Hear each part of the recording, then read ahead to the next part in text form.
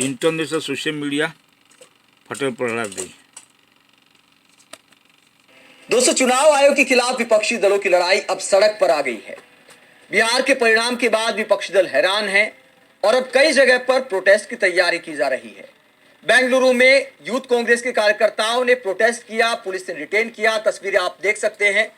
बड़ी संख्या में सड़क पर उतरे, जो चुनाव आयोग का दफ्तर है उसकी तरफ मार्च किया और उसके बाद पुलिस रास्ता रोकती है और बैरिकेडिंग का इस्तेमाल किया जाता है, तो कार्यकर्ता बैरिकेडिंग पर चढ़ जाते हैं। पुलिस डिटेन करती है। कई कार्यकर्ताओं को, नेताओं को डिटेन किया गया। चुनाव आयोग पर ये प्रोटेस्ट करते हुए क्या आरोप लगाए हैं कांग्रेस ने। यूथ कांग्रेस की तरफ से वीडियो शेयर किया गया और कहा गया कि अब इंकलाब होगा, बिहार की डकैती का हिसाब होगा। मोदी शाह की गोद में बैठे चोर, चुनाव आयोग के खिलाफ संघर्ष अब और भी जोरदार होगा। क्या आरोप लगाए यूथ कांग्रेस ने? ये आरोप लगाए हैं कि पहले महाराष्ट्र में खेल किया गया, उसके बाद हरियाणा में खेल किया गया और यह कहा गया है कि एक चीज साफ हो गई है कि भारत की जो डेमोक्रेसी है वो चुनाव आयोग के अंडर में खतरे में है। ये कांग्रेस ने आरोप लगाया है और ये कहा है कि भविष्य में भी लगातार प्रदर्शन किए जाएंगे और वोट चोरी को रोकने के लिए कांग्रेस पूरा प्रयास करेगी। तस्वीरें शेयर की गई हैं और यूथ कांग्रेस के प्रेसिडेंट, उनको भी डिटेन किया गया था। वो क्या कहते हैं, प्रोटेस्ट में क्या कहते हैं चुनाव आयोग पर, यूथ कांग्रेस के जो अध्यक्ष हैं उदय भानु, उन्होंने क्या आरोप लगाए हैं चुनाव आयोग पर, जरा सुनिए। इसलिए मोदी जी एक नया खेल खेलने आए हमारे देश के लिए, हमारे देश के खिलाफ। वो खेल है वोट चोरी का खेल, साथियों।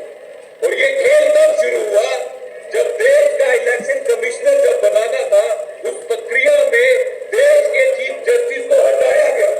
जी हाँ साथियों, इस बार जब देश का जो इलेक्शन कमिश्नर ज्ञानेश बना है, उस प्रक्रिया से देश के चीफ जस्टिस को हटाया गया, क्योंकि मोदी जी को इस बार देश का इलेक्शन कमिश्नर नहीं चाहिए था, बल्कि इलेक्शन कमिश्नर के रूप में अपना पीए चाहिए था, जो खुलेआम बीजेपी के लिए काम करे, काले धंधे करे, और वो करने में कामयाब रह रहे साथियों। लेकिन ये कामयाबी उनकी ज्यादा देर तक हम चलने नहीं देंगे। जब एक युवा, एक भारतीय जब मशीन में वोट डालता है ना, तो वो सिर्फ वोट नहीं डालता, वो देश का भविष्य तय करता है साथियों। और जब इस देश के भविष्य के साथ खिलवाड़ हो जाएगा तो फिर देश जो है बाकी चीजों से नहीं, ऐसे विश्वासघात से टूटता है। तो हम सब जो युवा है, हम सब जो साथी हैं, राहुल जी के सिपाही हैं, हमारा कर्तव्य बनता है कि देश को टूटने नहीं देना और ये लड़ाई लड़नी है। ये जो इलेक्शन कमिश्नर है, ये जो इलेक्शन कमीशन है, ये प्राइवेट लिमिटेड बीजेपी की बन चुकी है। आज की तारीख में इलेक्शन कमीशन का काम ये नहीं है कि चुनाव सही से हो, इसमें कुछ गलत ना हो। आज की तारीख में इलेक्शन कमीशन का काम ये है कि मोदी जी, मोदी साहब कैसे खुश रहे, उनकी सत्ता कैसे बनी रहे, ये खेल खेला जा रहा है साथियों। और जब चुनाव होते थे, हमारे देश के चुनाव की जो प्रक्रिया थी, वो एक लोकतंत्र का महोत्सव हुआ करता था। और आज के जो चुनाव है वो एक लड़ाई बन चुकी है कि सत्ता में किस तरह कायम रहे, ताकि उसके लिए देश के संविधान को, देश के लोकतंत्र को तोड़ना है तो पीछे हटने का काम मोदी और इनका जो पीए है गणेश, वो नहीं कर रहा है। हर एक सीमा पार कर रहा है गिरने की, चाहे नरेंद्र मोदी हो, चाहे इलेक्शन कमिश्नर गणेश हो, जो मोदी जी के पीए का काम करके देश के लोकतंत्र को खराब और नीचा दिखाने की कोशिश कर रहे हैं साथियों। If you're a small देश के लोकतंत्र को खराब करने का, लोकतंत्र को खत्म करने का नरेंद्र मोदी और उनका चमचा गणेश खेल रहा है, ये यूथ कांग्रेस का कोई भी साथी पूरे देश में बर्दाश्त नहीं करेगा और आवाज उठाएंगे इस करप्ट इलेक्शन सिस्टम के खिलाफ, इस करप्ट तानाशाह मोदी के खिलाफ, जो देश के लोकतंत्र को खत्म करने की कोशिश कर रहा है।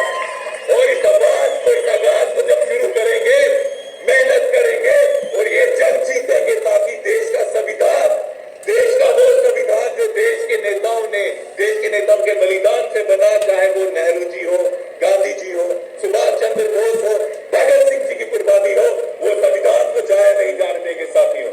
और ये चुनाव को हम सही से हो, इसकी पूरी लड़ाई लड़ेंगे और ये चुनाव को ठीक करेंगे।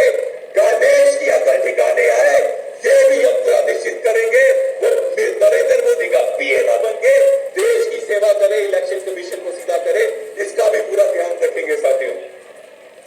और ये चुनाव जैसे भी ये कर रहे हैं, इसको ठीक करने के लिए प्रयास जो हम करने वाले हैं, इसमें जीत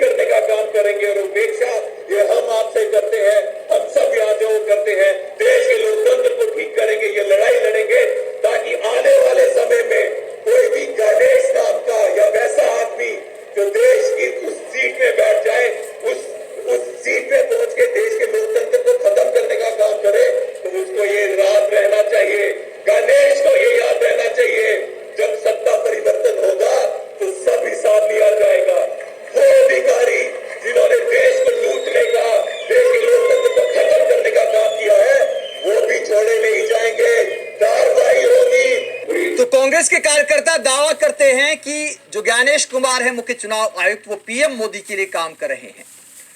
दोस्तों, वोट चोरी का आरोप बिहार में लगाया है कांग्रेस ने। 2 हफ्ते के अंदर सबूत देने का भी दावा किया है। दोस्तों, इस सब से अलग अगर वोट चोरी को अलग भी रख दे तो चुनाव आयोग पर बहुत सारे सवाल उठते हैं। ऐसा लगता है कि बिहार चुनाव हो या उससे पहले कई राज्यों का जो चुनाव हुआ, वो पीएम मोदी तो चुनाव आयोग के दायरे में आते ही नहीं है। पीएम मोदी के भाषणों को लेकर कोई नोटिस तक नहीं गया है।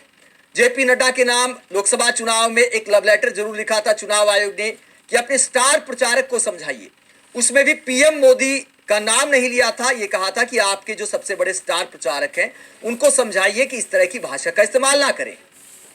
कायदा यह बनता था कि पीएम मोदी के नाम ही नोटिस जारी होना चाहिए था, कारण बताओ नोटिस जारी करना चाहिए था कि आप ऐसे शब्दों का इस्तेमाल चुनाव प्रचार में क्यों कर रहे हैं। चुनाव आचार संहिता में साफ लिखा है कि आप धर्म के नाम पर वोट नहीं मांग सकते, आप मंदिर के नाम पर वोट नहीं मांग सकते, आप दूसरे नेताओं को धर्म के खिलाफ बताकर भी वोट नहीं मांग सकते। तो इस सारी बातों को लेकर चुनाव आयोग लगता है कि देश में है ही नहीं। इसके अलावा जो 10,000 की योजना है उसको लेकर भी सवाल उठते हैं, जो साफ तौर पर दिखाई देती है कि चुनाव के मद्देनजर महिलाओं के खाते में 10-10 हजार रुपए ट्रांसफर किए गए और चुनाव के दौरान भी ट्रांसफर हुए। चुनाव आयोग ने कहा कि ये तो पहले से ही योजना बन गई है। मतलब चुनाव डिक्लेयर होने से कुछ दिन पहले कोई योजना आती है तो क्या चुनाव आयोग उसको होल्ड नहीं कर सकता?